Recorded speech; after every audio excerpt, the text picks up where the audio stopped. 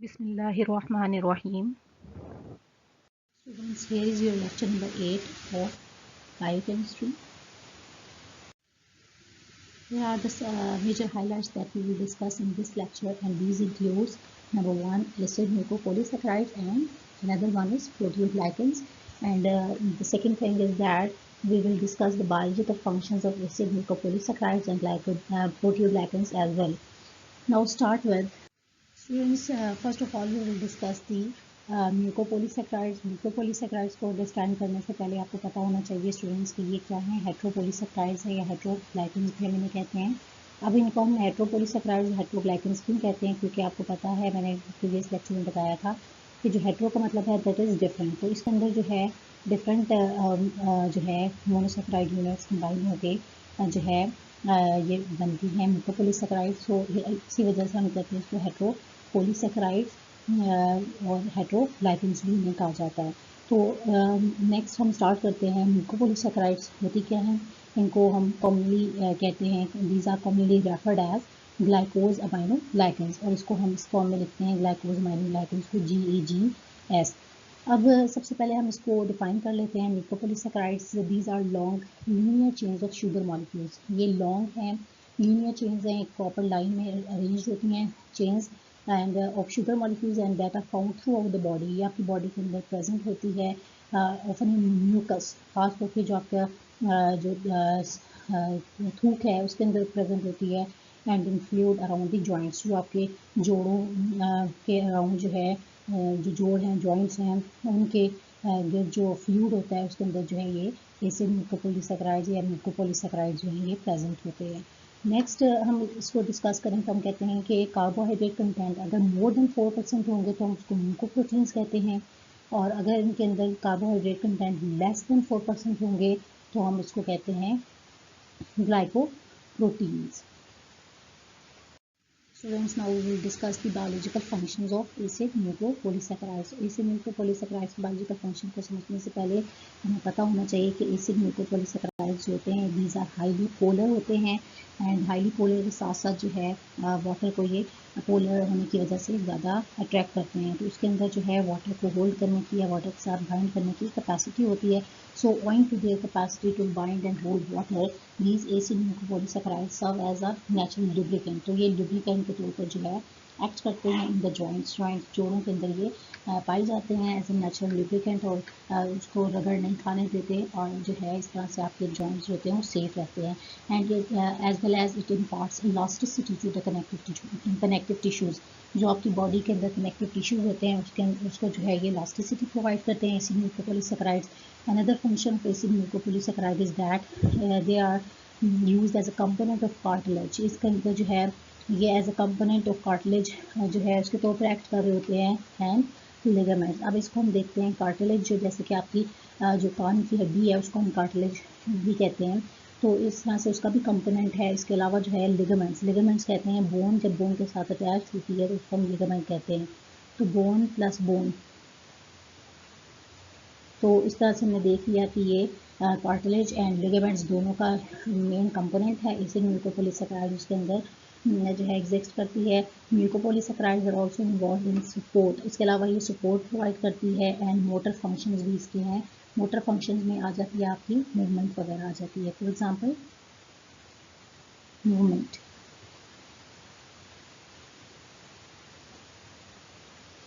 Next students का जो role है दे आल्सो हैव बैक्टीरिसिडल प्रॉपर्टीज़। बैक्टीरिसिडल को हम अब डिस्कस कर लेते हैं, जैसे कि हमने यहाँ तक फंक्शन डिस्कस किए।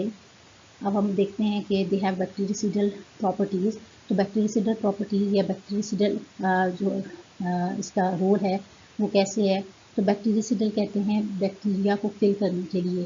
बैक्टीरिसिडल वर्ड यूज़ किया जाता है किल के लिए। तो बैक्टीरिया को जब किल किया जाता है तो उसको कहते हैं बैक्टीरिसिडल प्रॉपर्टीज़। बैक्टीरिसिडल तो हम कहते हैं कि दीज एसिड म्यूकोपोलीसैकेराइड जो हैं these are used as bactericidal agent. Bacteria को किल करने की इसके अंदर प्रॉपर्टीज़ होती हैं। नेक्स्ट है there are also used acid mucopolysaccharides are also used for the modulation of enzyme activities. For क्या करता है, मॉड्यूलेट करता है। इसके अलावा it is also used as for the regulation of cell growth, cell की ग्रोथ को रेगुलेट करता है।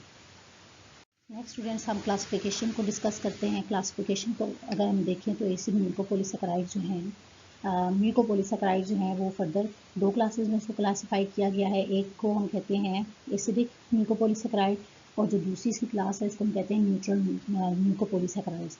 हमारा जो कंसर्न है वो है एसिडिक म्यूकोपॉलीसेकेराइड से। हमारा जो टॉपिक है वो एसिड म्यूकोपॉलीसेकेराइड है, तो हम इसको जो है अच्छे तरीके से इसको डीपली डिस्कस करेंगे। तो एसिड म्यूकोपॉलिस एसिडिक जो है इसको फर्दर दो कैटेगरीज में कैटेगराइज किया है। First one is called as sulphate free acid mucopolysaccharide and the another one second one is sulphate containing acidic mucopolysaccharide. Now students हम इसको जो है फर्दर डिटेल में डिस्कस करते हैं। तो स्टूडेंट्स हमारे पास फर्स्ट जो है that is acidic sulphate free mucopolysaccharide, इसको डिस्कस करेंगे। इसके आपके पास दो कैटेगरीज आ जाती हैं। First one is hyaluronic acid and the second one is called as chondroitin. जो हेल्यूरोनिक एसिड है, अब इसको हम डिस्कस करें तो सबसे पहले इसकी कंपोजिशन को देखते हैं। ये किससे बना हुआ है? So it is composed of N acetyl glucosamine and D glucuronic acid. यानी कि जब हम इन दोनों को एन एसिटाइल ग्लूकोज अमीन को और डी ग्लूक्यूरोनिक एसिड को इन दोनों को कंबाइन करते हैं तो हमारे पास जो है जो प्रोडक्ट बनती है उसको हम कहते हैं हेल्यूरोनिक एसिड। और इसकी जब हम हाइड्रोलिसिस करेंगे तो ये इससे जो है जिससे ये मिलकर बनी हुई है तो हमें सारे के सारे कंपोनेंट्स दोबारा से मिल जाएंगे। दैट इज डी ग्लूकोसमीन हमें मिलेगा, डी ग्लूक्यूरोनिक एसिड मिलेगा and acidic acid.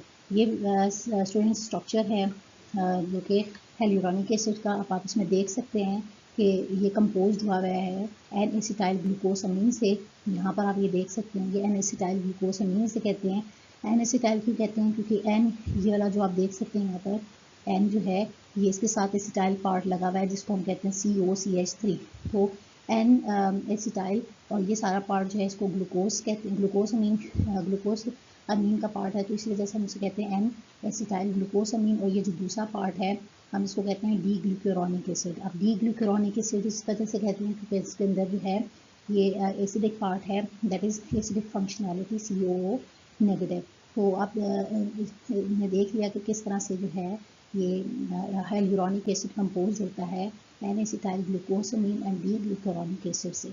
Next students हम मूव करते हैं अपनी सेकेंड वाली टाइप की तरफ, दैट इज कॉन्ड्राइटिन। कॉन्ड्राइटिन क्या है students? This is another sulphate free acidic mucopolysaccharide. इसके अंदर भी सल्फेट जो है प्रेजेंट नहीं होता। एंड अनदर इम्पॉर्टेंट थिंग, ये कहाँ पर प्रेजेंट होता है? It is found in cornea of the eye के कॉर्निया में प्रेजेंट है and also in cranial cartilages. जो क्रेनियल जो कि ब्रेन से रिलेटेड जो ब्रेन में कार्टिलेजेस प्रेजेंट होती हैं उसके अंदर जो है ये chondroitin acidic sulphate free mucopolysaccharide जो है पाया जाता है। And it is compose of N acetyl galactosamine plus D glucuronic acid.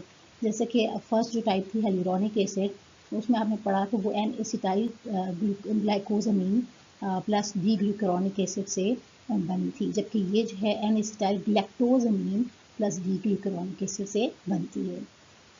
तो स्टूडेंट्स इस तरह से हमने डिस्कस कर लिया दोनों जो कि सल्फेट फ्री एसिडिक म्यूकोपॉलीसेकेराइड्स थे, उनको हमने डिटेल में डिस्कस कर लिया। स्टूडेंट्स अब हम मूव करते हैं एसिडिक सल्फेट कंटेनिंग म्यूकोपॉलीसेकेराइड्स की तरफ, जो कि क्या है, जो कि 4 नंबर हैं। First one is called as chondroitin sulphate, second one is keratin sulphate, third one is heparin and the fourth one is heparitin sulphate.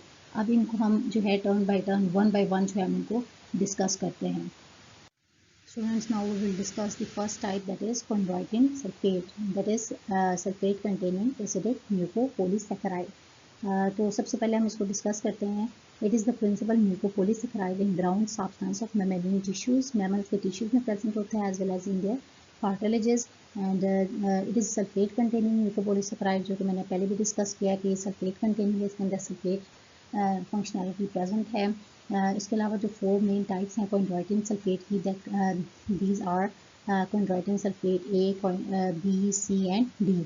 Students, next we will move towards our second acidic sulfate containing acidic mucopolysaccharide, that is keratin sulfate। ये भी sulphate containing acidic mucopolysaccharide है। अब इसकी location की अगर हम बात करें तो it is found in cartilage में प्रेजेंट है, कॉर्निया ऑफ द आई में प्रेजेंट है, as well as aorta of the heart के आयोटा में भी प्रेजेंट होती है। इसके अलावा केराटिन सल्फेट जो है, इसकी कंपोजिशन की बात करें तो it is compose of, it consist of repeating disaccharide units. कौन सी 2 यूनिट्स हैं? That is N acetyl glucosamine as well as galactose. इन दोनों को जब हम कंबाइन करते हैं, कंडेंस करते हैं, तो इनकी कम्बिनेशन की वजह से जो हमें प्रोडक्ट मिलती है उसको हम कहते हैं केराटिन सल्फेट। तो स्टूडेंट्स, हमने 2 टाइप्स को डिस्कस कर लिया है। अब हम अपनी थर्ड वाली टाइप की तरफ चलते हैं, दैट इज़ हेपारिन। हेपारिन जो है, that is also sulphate containing acidic mucopolysaccharide. It has a molecular weight, इसका जो है वो 17,000 से लेकर 20,000 है। इसके अलावा इसका रोल क्या है? It is anti coagulant present in liver. ये लीवर के अंदर, जिगर के अंदर प्रेजेंट होती है आपके, और एक्ट करती है। इसका फंक्शन क्या है? Act as an anti coagulant. Anti coagulant कोई भी ऐसा सब्सटेंस होता है जो कि खून को जमने नहीं देता, खून को जो है जमने से रोकता है और खून को गाढ़ा होने से रोकता है। तो इस तरह से हेपारिन जो है अपना रोल प्ले करता है। इसके अलावा जो है, it is found in lungs, spleen, lungs में प्रेजेंट है, स्प्लीन में, walls of large arteries, skin में, and as well as in blood. अब लास्ट हमारी जो टाइप है sulphate containing acidic mucopolysaccharide, that is heparin sulphate. It has negligible anticoagulant activity. इसके अंदर भी एंटी कोएगुलेंट एक्टिविटी की प्रॉपर्टी, एंटी कोएगुलेंट प्रॉपर्टी है, लेकिन हेपारिन की जो है, हेपारिन के से अगर उसको कंपेयर करें तो उसके अंदर जो है नेग्लिजिबल एंटी कोएगुलेंट एक्टिविटी है इसकी। Unlike heparin, its predominant uronic acid जो है इसके अंदर वो डी ग्लूक्यूरोनिक एसिड है। Some of the amino group carry acetyl groups and percentage of sulphate groups are smaller. इसके अंदर जो है बहुत सारे अमाइनो ग्रुप जो है उसके अंदर एसिटाइल ग्रुप भी अटैच उनके साथ होता है। इसके अलावा जो इसके अंदर सल्फेट की परसेंटेज होती है वो बहुत ही कम होती है, स्मॉलर होती है। And recent studies shows that it is present in cell surface as proteoglycans and is extracellular. तो स्टूडेंट्स, जैसे कि ये सेल के ऊपर प्रेजेंट होती है, सेल की सरफेस पे, सो हम इनको कहते हैं कि ये क्या है? Extracellular and they are called as proteoglycans भी मैंने कहते हैं। और it has a low molecular weight, और इसका मॉलिक्यूलर वेट अगर हम डिस्कस करें तो वो बहुत ही लो होता है। तो स्टूडेंट्स, इस तरह से हमने जो है एसिडिक म्यूकोपॉलीसैकेराइड जो है उसको डिटेल में डिस्कस कर लिया है। अब हम मूव करते हैं towards our next topic, that is proteoglycans. तो प्रोटियोग्लाइकेंस को अगर हम डिस्कस करें तो हम कहते हैं कि प्रोटियोग्लाइकेंस जो हैं, दीज आर कॉन्जुगेट प्रोटीन्स। हम इनको कॉन्जुगेट प्रोटीन्स कहते हैं। एंड हम कहते हैं कि ये बनती कैसे हैं? These are formed by combining the core proteins covalently. These are linked to the glucose aminoglycans. जब प्रोटीन्स कंबाइन होती हैं ग्लूकोज अमाइनोग्लाइकेंस के साथ, तो हम इनको कहते हैं प्रोटियोग्लाइकेंस। तो यहाँ पर मैं मेंशन भी कर देती हूँ, जब कोर प्रोटीन्स जो हैं वो कंबाइन होंगी ग्लाइकोज अमाइनोग्लाइकेंस के साथ, तो ये आपको क्या देंगी? That is proteoglycans. ये आपको प्रोटियोग्लाइकेंस देंगी। And amount of carbohydrate in proteoglycans जो है, दैट इज़ 95% इसके अंदर कार्बोहाइड्रेट की अमाउंट जो होती है वो मोर होती है as compare to that of glycoproteins. Students, now we will discuss the functions of proteoglycans. सबसे पहले आप हम इसके फंक्शन को डिस्कस करें तो it act as the constituent of extra cellular matrix. तो आपने जैसे कि डिस्कस किया था अभी प्रीवियस स्लाइड में कि प्रोटियोग्लाइकेंस जो होते हैं, these are present on cell surface पे प्रेजेंट हैं, और इसलिए जैसे हम एक्स्ट्रा सेलुलर कहते हैं, तो that's why they can act as constituent of extra cellular matrix का जो है ये पार्ट है, कॉन्स्टिट्यूएंट है। इसके अलावा प्रोटियोग्लाइकेंस जो हैं, they can act as barrier in tissues and it also plays a vital role in the release of hormones. Hormone को रिलीज़ करने में, बॉडी के अंदर जो आपके हार्मोन्स प्रेजेंट होते हैं उनको रिलीज़ करने में भी अपना रोल प्ले करते हैं। it also plays an essential role in cell migration of embryonic tissues. Cell की माइग्रेशन में भी रोल प्ले करते हैं। It is also useful in glomerular filtration rate. Glomerular filtration rate जो है वो डिस्क्राइब करता है flow rate of filtered fluid throughout the kidney, कि आपकी जो किडनी है उसमें से जो है कितना जो फ्लूइड है वो फिल्टर हो गया है, तो उसको हम कहते हैं ग्लोमेरुलर फिल्ट्रेशन रेट। तो इसके अलावा जो है इसका रोल क्या है? It act as an anti coagulant. जैसे कि मैंने पहले डिस्कस किया था कि जो है कुछ एसिडिक सल्फेट कंटेनिंग म्यूकोपॉलीसैकेराइड जिसमें हेपारिन थी, तो वो जो है एक्ट करती थी एज एन एंटी कोएगुलेंट, यानी कि खून को जमने से रोकती है। बॉडी के अंदर। तो ये भी एज एन एंटी कोएगुलेंट जो है, प्रोटीओग्लाइकेंस एज एन एंटी कोएगुलेंट जो है एक्ट करते हैं, यानी कि खून को जमने से या खून को गाढ़ा होने से रोकते हैं। नेक्स्ट जो है इसके जो प्रोटीओग्लाइकेंस है इसके फंक्शन है, it also act as a coenzyme. Coenzyme क्या होता है? कोई भी ऑर्गेनिक नॉन प्रोटीन कंपाउंड जब बाइंड करता है और एंजाइम के साथ, तो वो कैटलाइज करता है रिएक्शन, तो उसको हम कहते हैं कोएंजाइम। इसी तरह जो है प्रोटीओग्लाइकेंस एक्ट करते हैं as a receptor for cell, sensory receptor के तौर पर जो है ये सेल्स को जो है सेंस करते हैं। तो प्रोटीओग्लाइकेंस, इसके अलावा जो उसका रोल है, they also plays an important role in compressibility of cartilage, cartilage को कंप्रेस करने में जो है रोल प्ले करते हैं। It is also important in the sclera of eyes, इसका रोल है आइज़ के स्क्लेरा में। उसके अलावा जो है, जो कि स्क्लेरा वाइट पार्ट होता है आई का, उसके अंदर ये अपना रोल प्ले करते हैं। इसके अलावा it act as lubricant joints, joints में जो है, जैसा कि मैंने आपको बताया था कि एसिडिक म्यूकोपोलिसैकेराइड जो हैं वो भी as a natural lubricant act करते हैं जॉइंट्स में। जो है रगड़ खाने से जॉइंट्स को बचाते हैं और इस तरह से जॉइंट्स को सेफ रखते हैं। सेम इसी तरह जो है प्रोटीओग्लाइकेंस अपना रोल प्ले करते हैं एज अ लुब्रिकेंट एक्ट करके। इसके अलावा जो है it plays an important role in corneal transparency. Corneal transparency, cornea जो होता है पार्ट होता है आई का ट्रांसपेरेंट पार्ट जो होता है उसको कॉर्निया कहते हैं। तो कॉर्निया की जो ट्रांसपेरेंसी है उसको ट्रांसपेरेंट रखने में जो है ये अपना रोल प्ले करते हैं।